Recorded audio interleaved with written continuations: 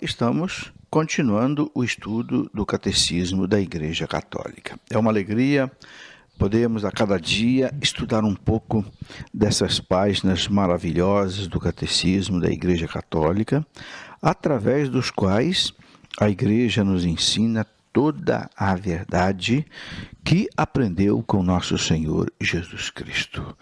É muito importante a gente lembrar daquela passagem do Evangelho de São João, onde na última ceia, na Santa Ceia, Jesus diz para os apóstolos, João 16, 12 e 13, eu tenho muitas coisas para dizer a vocês, mas vocês não estão preparados agora.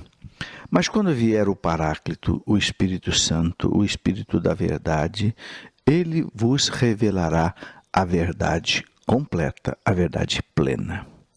Então Jesus, na última ceia, na sua despedida, prometeu aos apóstolos que ele enviaria o Espírito Santo e o Espírito Santo revelaria à igreja toda a verdade.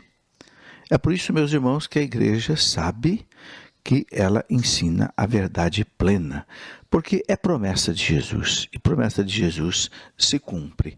E esta verdade plena que nos leva para o céu, que nos dá a salvação, é o que nós temos no Catecismo da Igreja Católica. Por isso, nós temos esta alegria de estudar o Catecismo e aprender aqui as coisas que ele nos diz. Então, ele começa dizendo, no primeiro artigo do credo que nós estamos estudando, creio em Deus Pai Todo-Poderoso, Criador do céu e da terra. Estamos naquela parte do catecismo, e a partir dos versículos 253 e seguintes, onde o catecismo fala de Deus, Deus que é Pai, mas também Deus que é Filho, Deus que é Espírito Santo. Três pessoas num único Deus. Já explicamos que não são três deuses, mas apenas um Deus.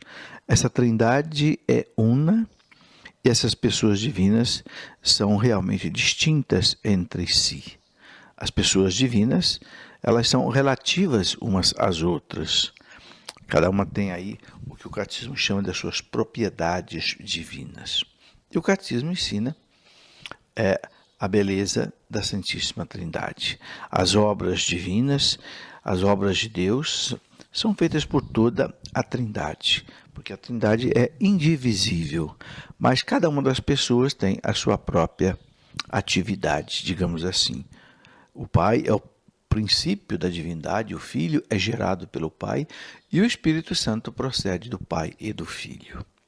O Pai gera, o Filho é o autor da criação e também é o Salvador, desceu ao mundo, se encarnou para nos salvar e enviou o Espírito Santo para a nossa santificação e para guiar a igreja.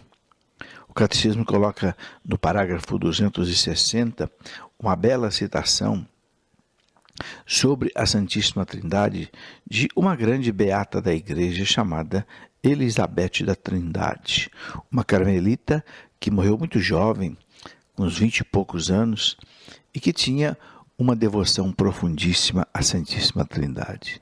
Aqui uma pequena oração dela diz, ó meu Deus, Trindade que adoro, ajudai-me a esquecer-me inteiramente para firmar-me em vós, imóvel e pacífica, como se a minha alma já estivesse na eternidade. Que nada consiga perturbar a minha paz, nem fazer-me sair de vós, ó meu imutável, mas que cada minuto me leve mais longe na profundidade do vosso mistério. Pacificai a minha alma, fazei dela o vosso céu, vossa morada e o lugar do vosso repouso. Que nela eu nunca vos deixe só, mas que eu esteja aí toda inteira, completamente vigilante na minha fé e toda adorante, toda entregue à vossa ação criadora.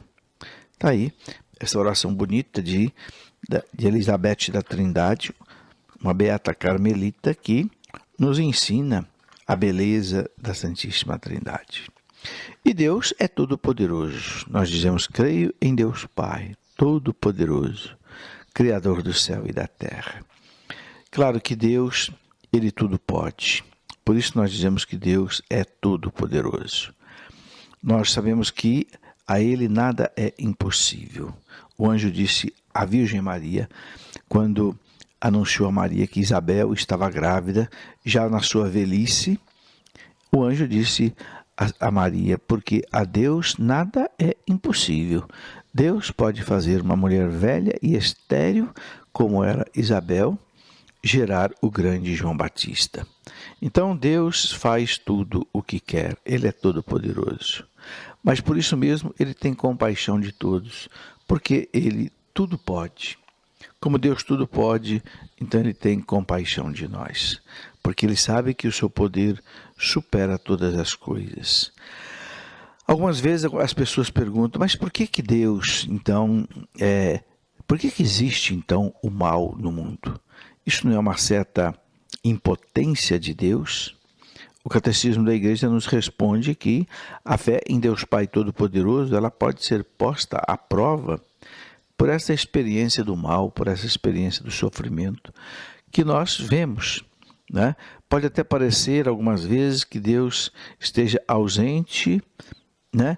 Que Ele não se incomode da gente sofrer, ou pode parecer que Deus seja incapaz de impedir o mal. Ora, Deus Pai revelou a sua onipotência da maneira mais misteriosa, onde o seu próprio Filho vem nos salvar. Mostrou assim de maneira muito humilde a sua grandeza. Deu o seu Filho para nos salvar.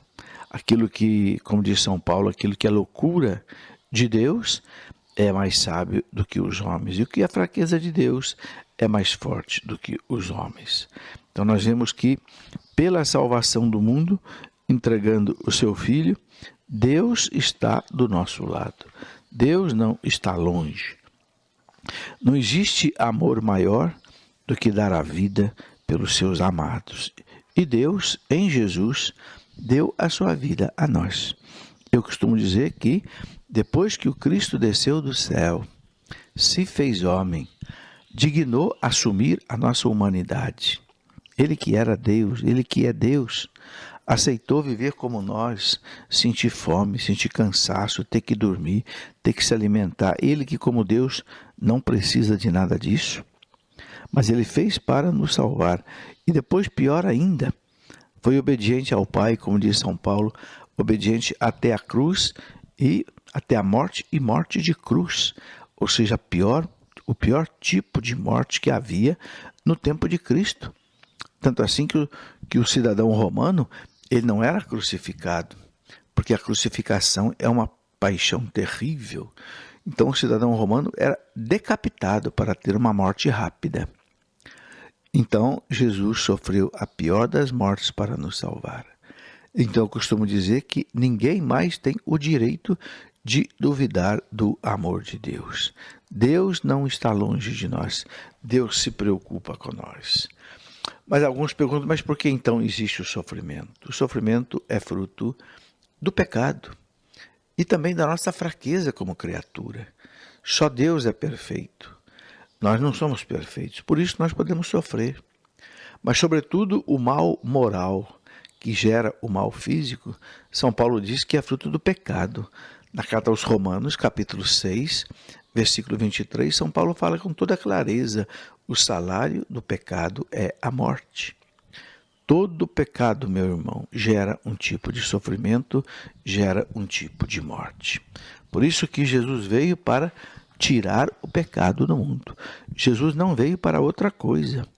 João Batista, quando anunciou Jesus, João 1,29, João diz: eis o Cordeiro de Deus que tira o pecado do mundo.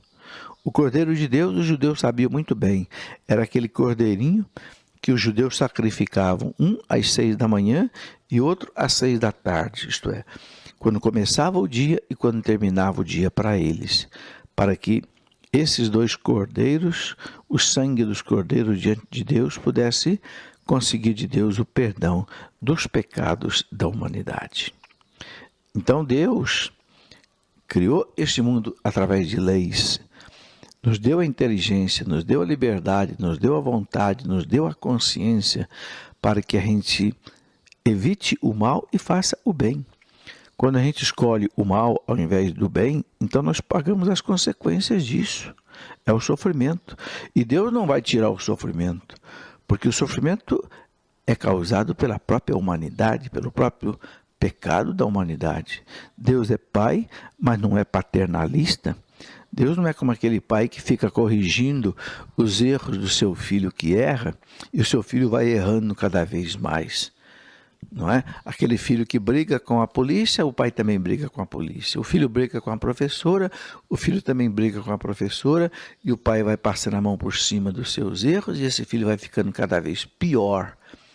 É o chamado paternalista. Não, Deus não é assim. Deus é pai. Você errou, Deus deixa você arcar com as consequências do seu erro, porque senão você não amadurece, você não vira uma pessoa séria. Você vira uma pessoa imatura, irresponsável. Como Deus nos ama, como Deus não nos quer imaturos, irresponsáveis, então Deus estabeleceu esta ordem no mundo, que aquele que pecar vai arcar com as consequências do pecado. Mas nós não herdamos apenas as consequências dos nossos pecados, mas as consequências do pecado do mundo inteiro. Nós sabemos que o mundo, meus irmãos, nós somos solidários. Todos os homens estão unidos em Adão. Nós formamos uma família só. Por isso o pecado do mundo é um pecado que cai em cima de todo o mundo. Sim, muitas vezes um inocente, ele sofre as consequências do pecado do malvado. Quantas vezes um malvado peca e é um inocente que paga? E Deus não é culpado disso. Não podemos querer culpar Deus por isso. Deus, ele não quer o mal. Ele não quer que aconteça as coisas erradas. Então a humanidade como um todo precisa evitar o mal através das leis, através da educação do povo, não é? Porque muita coisa errada acontece porque o povo não é educado, porque o povo não é obediente às leis de Deus, às próprias leis dos homens. Então Deus permite que o mal aconteça. Deus não é o autor do mal. Deus não pode mandar o mal, porque Deus é o bem supremo, é o bem por excelência, mas ele pode permitir que o mal nos atinja. E aí Santo Agostinho nos explica uma coisa muito interessante, que se Deus não soubesse do mal tirar um bem maior, Deus nunca permitiria o mal de acontecer. E Santo Agostinho diz ainda uma outra coisa. Muitas vezes Deus permite o mal hoje para evitar um mal maior amanhã. Porque Deus sabe o futuro. E Deus sabe que se Ele permitisse alguma coisa hoje, se acontecer algo pior amanhã, seria ainda pior. Então Deus pode permitir algo hoje para evitar algo pior amanhã. Por isso que tudo isso, meus irmãos, nós temos que encarar pela fé. São Paulo diz, sem fé é impossível agradar a Deus. Então, nós temos que também ouvir aquela frase que São Paulo diz, né? O justo vive pela fé. O justo vive pela fé. E ele diz, tudo concorre para o bem daqueles que amam a Deus. Romanos 8, versículo 29, 28, São Paulo diz, né, exatamente isso. Tudo concorre para o bem daqueles que amam a Deus. Por isso, mesmo diante da maior tragédia, nós temos que, pela fé, dizer, Senhor, eu creio que desse mal o Senhor vai tirar um bem para mim, para a sociedade, para a humanidade. Artigo do Credo, creio em Deus Pai Todo-Poderoso, Criador do céu e da terra. Então, já vimos quem é Deus Pai Todo-Poderoso e agora queremos entrar na história da criação. Começa lá a Bíblia dizendo que no princípio Deus criou o céu e a terra. É o primeiro versículo da Bíblia. No princípio, quer dizer, no começo de tudo, Deus criou o céu e a terra. A terra é tudo que nós vemos aqui nesse mundo. E o céu é toda a realidade sobrenatural, também a criação dos anjos e tudo mais, o cosmos, o universo. Então, com essas solenes palavras, começa a Sagrada Escritura. E o nosso credo retoma essas palavras, confessando que Deus Todo-Poderoso é o Criador do céu e da terra, de todas as coisas visíveis e invisíveis. Portanto, aquilo que a gente vê, aquilo que a gente não vê, os anjos também foram criados por Deus. Então, o catecismo passa a descrever tudo isso, passa a falar dessa criação. E a criação, meus irmãos, é algo muito importante, porque aí é que começa toda a nossa história. Se não houvesse a criação do céu e da terra, também não haveria a nossa criação. Então, a criação está, assim, na base da nossa vida, e foi Deus quem quis. Por isso, a igreja vai responder para nós, de onde nós viemos, para onde que nós vamos, qual é a nossa origem, qual é o nosso fim. E só a nossa fé católica consegue dar uma resposta convincente a essas perguntas que todo homem acaba fazendo. Então, nós temos que entender isto. Deus fez o céu e a terra. Muitas filosofias, muitos filósofos, muitas ideologias quiseram explicar o mundo. Por exemplo, o gnosticismo, uma heresia que depois entrou na história da igreja, queria explicar o mundo como se houvesse dois princípios eternos, como que dois deuses, um Deus do bem e um Deus do mal. E o Deus do bem, ele teria criado apenas as coisas espirituais, e o Deus do mal teria criado as coisas materiais. E aí, consequentemente, vem uma teoria muito errada de que as coisas materiais não prestam, são indignas. Então, o próprio corpo do homem, nessa linha do gnosticismo, também chamado às vezes de maniqueísmo, era considerado algo mau. A igreja não. A igreja considera que não existe dois deuses. Não existe um Deus do bem e um Deus do mal. Não, existe apenas um Deus do bem, e tudo que esse Deus do bem criou é bom. Os gnósticos acreditavam que o Deus bom tinha criado os espíritos bons, mas estes se rebelaram contra Deus e por isso eles foram castigados, sendo aprisionados nos corpos. Então seria a nossa realidade, como se a nossa alma fosse castigada e por isso ela está presa no nosso corpo. E aí você entende por que muitas religiões falam dessa necessidade da libertação do espírito desse corpo, que seria assim como um cárcere da alma. A igreja não aceita isso. A nossa fé católica diz que não, que o nosso corpo é também santo, o nosso corpo vai ressuscitar e vai viver com Deus.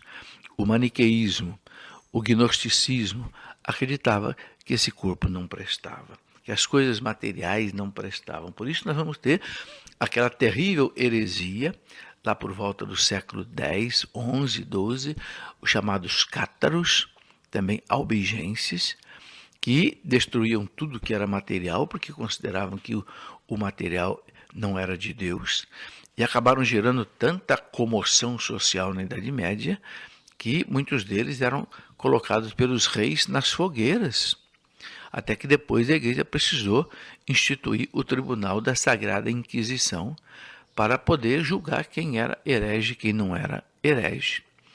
Muito bem, mas essa é uma outra história que não é o momento agora da gente entrar nela. Mas essa criação, então, de Deus, né, é uma criação bonita. Outros quiseram entender Deus dentro da linha que nós chamamos de panteísmo, ou seja, que tudo é Deus. Pan quer dizer tudo. Teísmo, teos, Deus. Então, uma linha muito forte, principalmente no Oriente, acredita que tudo é Deus. Você é Deus, a planta é Deus, o animal é uma centelha de Deus, como se nós fôssemos, assim, emanações obrigatórias de Deus. Não.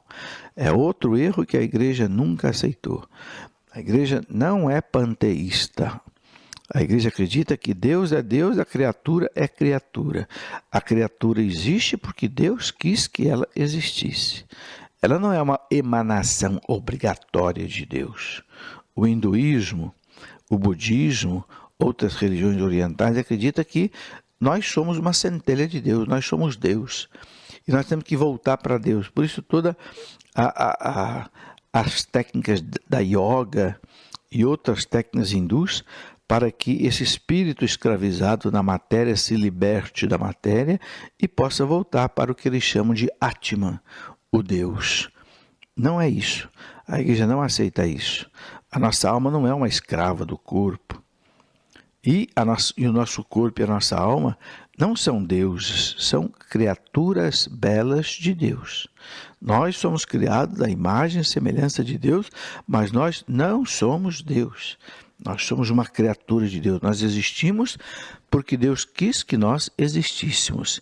Se Deus não quisesse, nós não existiríamos. Portanto, meus irmãos, aí está um conceito importante da criação. Deus nos criou, né? Mas como criaturas, não somos deuses, nem emanações de Deus e nem mesmo centelha de Deus. E a inteligência humana, ela pode encontrar uma resposta para a questão das nossas origens. A existência desse Deus Criador pode ser conhecida com certeza por meio das suas obras, graças à luz da razão humana, graças à luz da própria inteligência. Como nós já dissemos, quando a gente olha para fora de nós ou olha para dentro de nós, nós perguntamos quem fez tudo isso. E a resposta é essa: um ser superior. Não fui eu quem me fiz, não fui eu quem fiz o céu e a terra, não foi a humanidade. Então quem foi? Alguém que está acima de nós, o nosso amado, querido Deus. Por isso, a Sagrada Escritura revela todas essas coisas nos primeiros capítulos do Gênesis, muitas vezes de um modo assim figurado, parabólico, mas que nos ensina que essa criação é obra da Santíssima Trindade.